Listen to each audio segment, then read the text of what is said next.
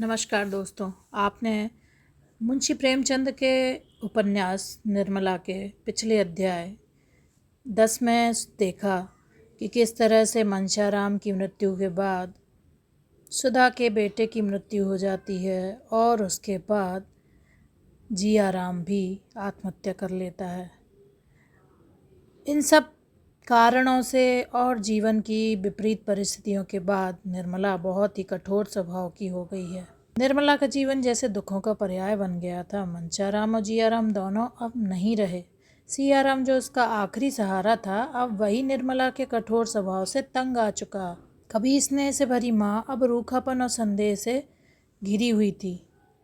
निर्मला उसको हमेशा डांटती रहती, पढ़ने नहीं देती, दिन भर काम बताती थी। इस वजह से वो स्कूल लेट जाता था। वही निर्मला जो बच्चों को बहुत प्रेम करती थी, अब बहुत ही कठोर स्वभाव की हो गई थी।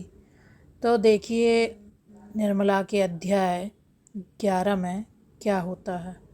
निर्मला अध्याय 11। रुक्मणी ने निर्मला से त्योरियां बदल कर कहा, क्या नंगे पाँव ही मदरसे जाएगा? निर्मला ने बच्ची के बाल गूंथते हुए कहा, मैं क्या करूं, मेरे पास रुपए नहीं हैं। रुक्मणी, गहने बनवाने को रुपए जुड़ते हैं, लड़के के जूतों के लिए रुपयों में आग लग जाती है। 2 तो चले ही गए, क्या तीसरे को भी रुला रुला कर मार डालने का इरादा है? निर्मला ने एक सांस खींचकर कहा, जिसको जीना है जिएगा, जिसको मरना है मरेगा। मैं किसी को मारने जलाने नहीं जाती। आजकल एक न एक बात पर निर्मला और रुक्मणी में रोज ही झड़प हो जाती थी। जब से गहने चोरी गए हैं, निर्मला का स्वभाव बिल्कुल बदल गया। वह एक एक कौड़ी दांत से पकड़ने लगी है। सियाराम रोते रोते चाहे जान दे दे, मगर उसे मिठाई के लिए पैसे नहीं मिलते।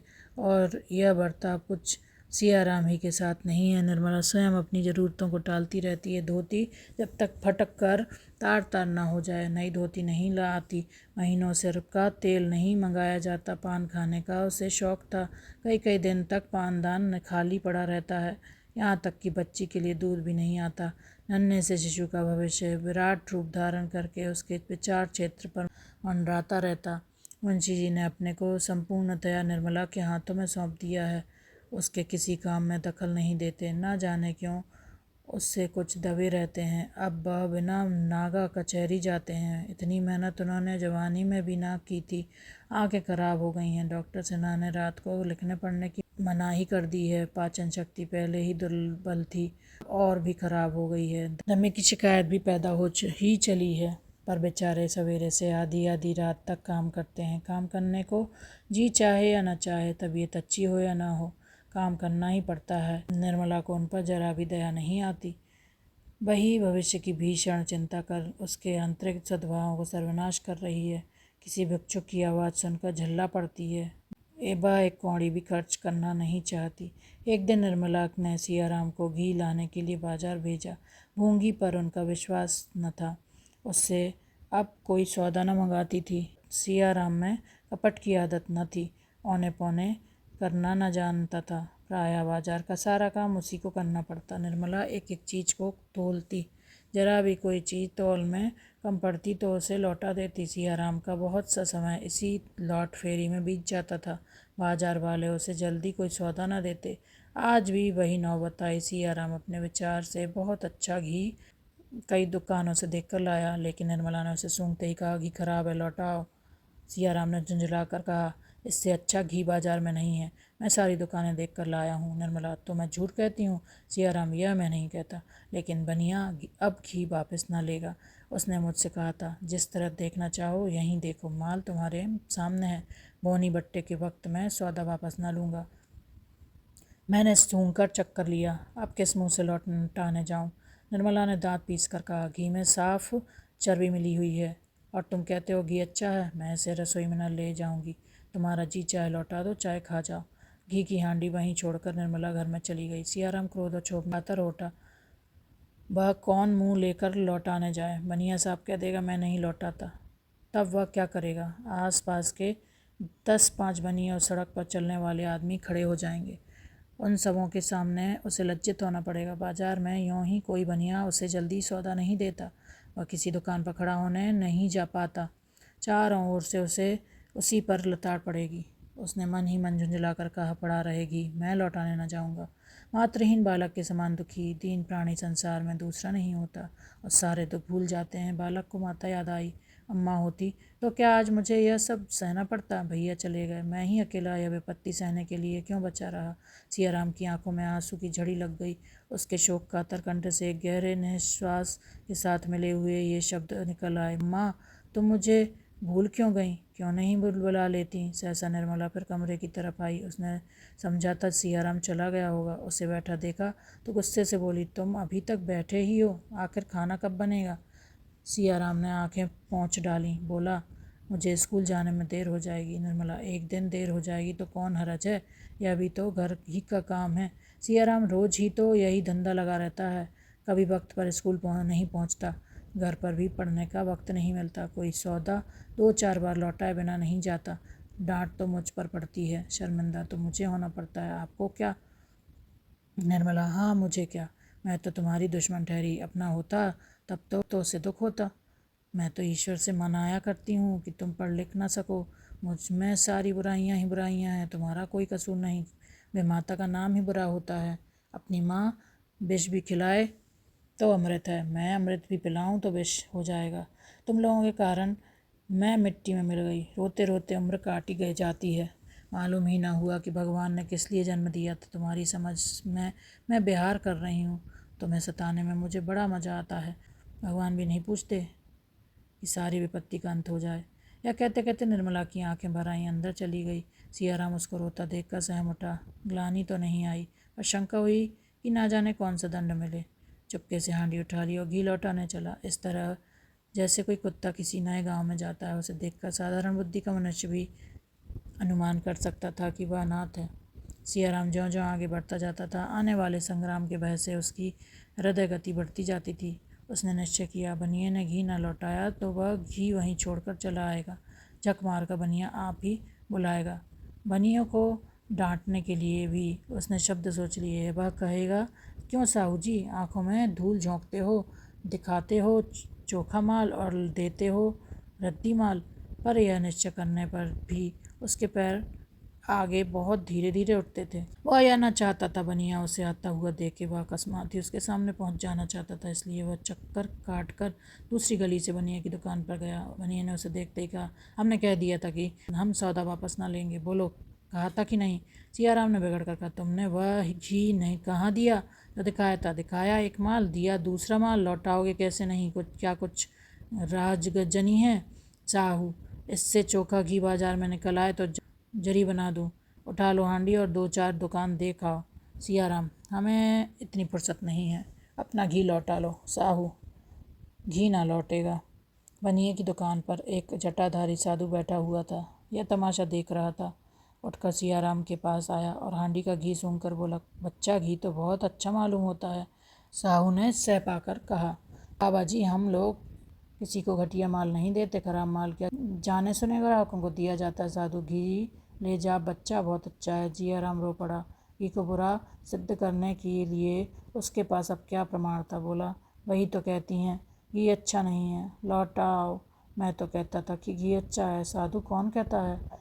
साहू, इसकी अम्मा कहती होंगी, कोई सौदा उनके मन ही नहीं भाता, बेचारे लड़के को बार बार दौड़ाया करती है। सौतेली माँ है ना, अपनी माँ हो तो कुछ ख्याल भी करे। साधु ने सियाराम को हृदय नेत्रों से देखा, मानो उसे त्राण देने के लिए उनका हृदय विकल हो रहा हो। तब करुण स्वर से बोले, तुम्हारी माता का स्वर्गवास हुए कितने दिन हुए बच्चा। सियाराम, 6ठा साल है। साधु, तो तुम उस वक्त बहुत ही छोटे रहे होंगे। भगवान, तुम्हारी लीला कितनी विचित्र है। इस दुधमय बालक को तुमने मात्र प्रेम से वंचित कर दिया। बड़ा ना डरते हो भगवान। 6 साल का बालक और राक्षसी भी माता के पालने पड़े। धन्य हो दयानिधि। साहू जी भी बालक पर दया करो, घी लौटा लो, नहीं तो इसकी माता इसे घर में न रहने देगी। भगवान की इच्छा से तुम्हारा घी जल्द बिक जाएगा। मेरा आशीर्वाद तुम्हारे साथ रहेगा। साहू जी ने रुपए वापस न किए। आखिर लड़के को फिर घी लेने आना ही पड़ेगा।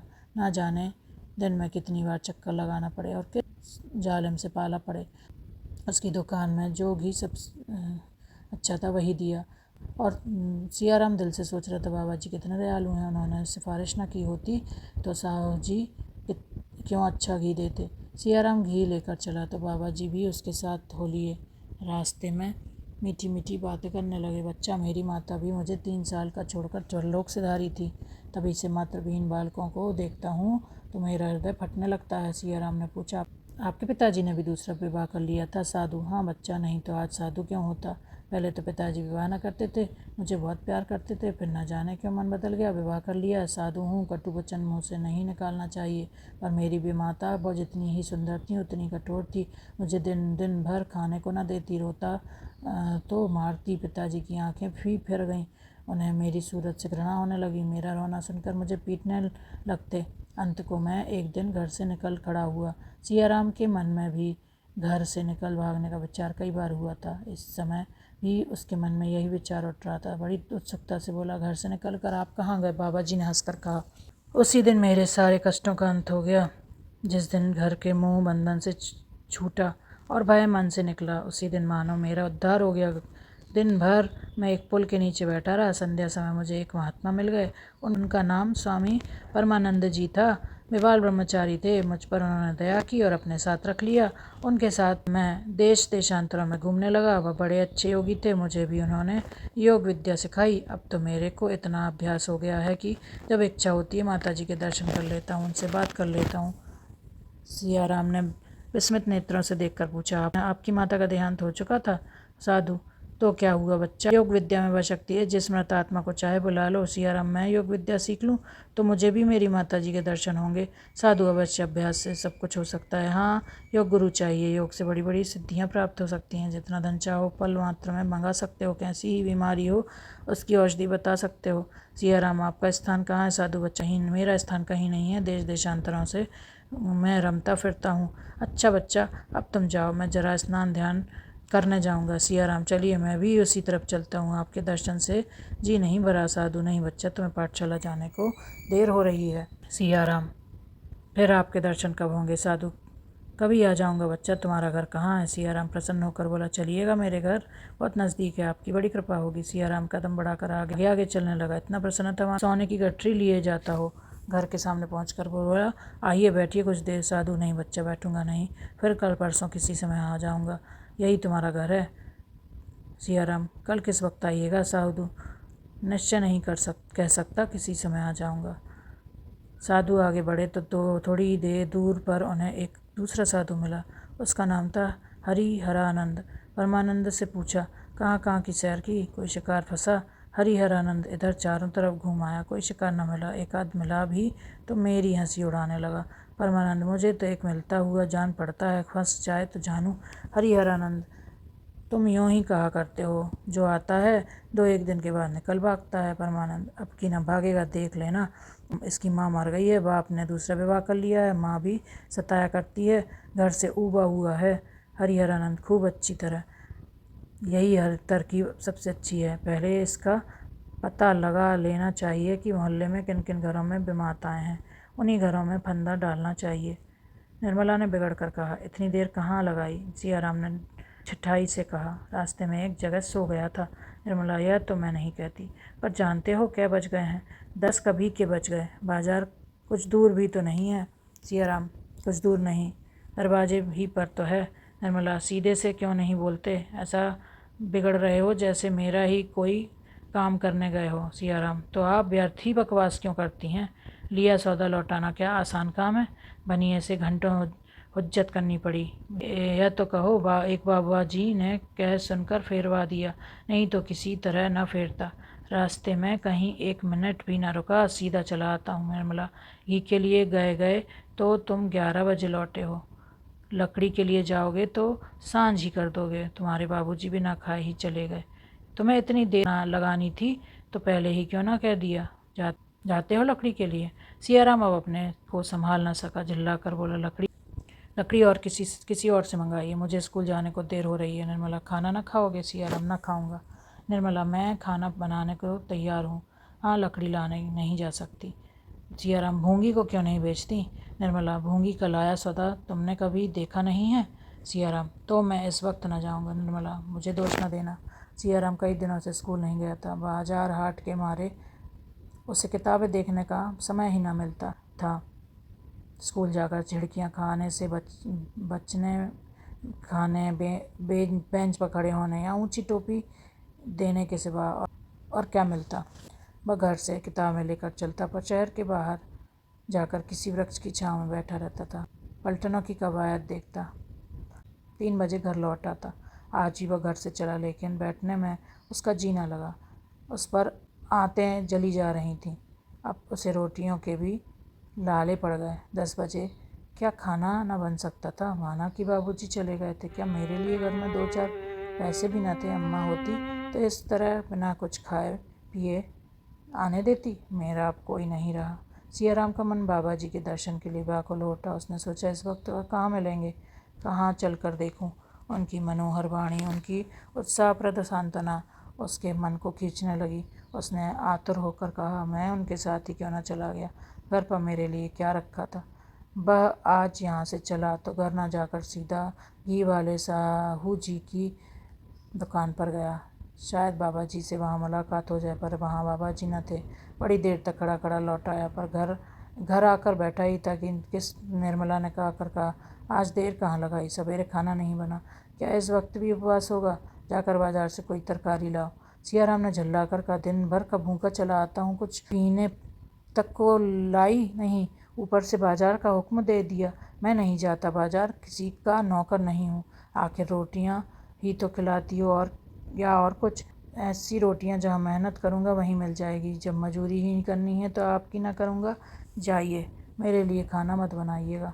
निर्मला अवाक रह गई। लड़के को आज क्या हो गया। और दिन तो चुपके से जाकर काम कर लाता था, आज क्यों तैयारियाँ बदल रहा है। अब भी उसको यह न सूझी कि सियाराम को 2-4 पैसे कुछ खाने को दे दे। उसका स्वभाव इतना कृपण हो गया था। बोली, घर का काम करना तो मजूरी नहीं कहलाती। इसी तरह मैं भी कह दूं कि मैं खाना नहीं पकाती। तुम्हारे बाबूजी कहते हैं कि कचहरे नहीं जाता तो क्या हो बताओ। नहीं जाना चाहते तो मत जाओ, भूंगी से मंगा लूँगी। मैं क्या जानती थी कि तुम्हें बाजार जाना बुरा लगता है। नहीं तो भला से धेले की चीज़ पैसे में आती तो मैं न बेचती। लो, आज से कान पकड़ती हूँ। सियाराम दिल में कुछ लज्जित तो हुआ, पर बाजार न गया। उसका ध्यान बाबा जी की ओर लगा हुआ था। अपने सारे दुखों का अंत और जीवन की सारी आशाएं उसे अब बाबा जी के आशीर्वाद में मालूम होती थीं। उन्हीं की शरण जाकर उसका यह आधारहीन जीवन सार्थक होगा। सूर्यास्त के समय वह धीर हो गया। सारा बाजार छान मारा, लेकिन बाबा जी का कहीं पता न मिला। दिन भर का भूखा प्यासा वह अबोध बालक दुखते हुए दिल को हाथों से दबाए आशा और भय की मूर्ति बना दुकानों, गलियों और मंदिरों में उस आश्रम को कोसता फिरता था जिसके बिना उसे अपना जीवन दुस्सह हो रहा था। एक बार मंदिर के सामने उसे कोई साधु खड़ा दिखाई दिया। उसने समझा वही। हर्षोल्लास से वह फूल उठा, दौड़ा साधु के पास खड़ा हो गया, पर वह कोई और ही महात्मा थे। निराश होकर आगे बढ़ गया। धीरे धीरे सड़कों पर सन्नाटा छा गया। घरों के द्वार बंद होने लगे। सड़क की पटरियों पर और गलियों में बंस खट्टे या बोरे बिछा बिछा कर भारत की प्रजा सुख निद्रा में मग्न होने लगी। लेकिन सियाराम घर न लौटा। उस घर से उसका दिल फट गया था, जहाँ किसी को उससे प्रेम न था, जहाँ वह किसी पर आश्रित की भांति पड़ा हुआ था, केवल इसीलिए कि उसे और कहीं शरण न थी। इस वक्त भी उसके घर न जाने को किसे चिंता होगी। बाबूजी भोजन करके लेटे होंगे, अम्मा जी भी आराम करने चाह रही होंगी। किसी ने मेरे कमरे की ओर झाँक कर देखा भी न होगा। हाँ, बुआ जी घबरा रही होंगी। वह अभी तक मेरी राह देखती होंगी। जब तक मैं न आऊँगा भोजन न करेंगी। रुक्मणी की याद आते ही सियाराम घर की ओर चल दिया। वह अगर और कुछ ना कर सकती थी तो कम से कम उसे गोद में चिमटा कर रोती थी। उसके बाहर से आने पर हाथ मुंह धोने के लिए पानी तो रख देती थी। संसार में सभी बालक दूध की कुल्लियाँ नहीं करते, सभी सोने के कौर नहीं खाते, इतनों को पेट भर भोजन भी नहीं मिलता। पर घर से विरक्त नहीं वही होते हैं जो मात्र स्नेह से वंचित हैं। सियाराम घर की ओर चला ही था कि सहसा बाबा परमानंद एक गली से आते दिखाई दिए। सियाराम ने जाकर उनका हाथ पकड़ लिया। परमानंद ने चौंक कर पूछा, बच्चा तुम यहाँ कहाँ? सियाराम ने बात बनाकर कहा, एक दोस्त से मिलने आया था। आपका स्थान यहाँ से कितनी दूर है? परमानंद, हम लोग तो यहाँ से जा रहे हैं बच्चा, हरिद्वार की यात्रा है। सियाराम ने हतोत्साह होकर कहा, क्या आज ही चले जाइएगा? परमानंद, हाँ बच्चा, अब लौट कर आऊँगा तो दर्शन दूंगा। सियाराम ने कात कंठ से कहा, मैं भी आपके साथ चलूँगा। परमानंद, मेरे साथ? तुम्हारे घर के लोग जाने देंगे? सियाराम, घर के लोगों को मेरी क्या परवाह है। इसके आगे सियाराम और कुछ कह न सका। उसके अश्रुपूरित नेत्रों ने उसकी करुणा गाथा उससे कहीं विस्तार के साथ सुना दी। जितनी उसकी वाणी कर सकती थी। परमानंद ने बालक को कंठ से लगाकर कहा, अच्छा बच्चा, तेरी इच्छा हो तो चल, साधु संतों की संगति का आनंद उठा। भगवान की इच्छा होगी तो तेरी इच्छा पूरी होगी। दाने पर मंडराता हुआ पक्षी अंत में दाने पर गिर पड़ा। इसके जीवन का अंत पिंजरे में होगा या व्याग की छुरी के तले, यह कौन जानता है।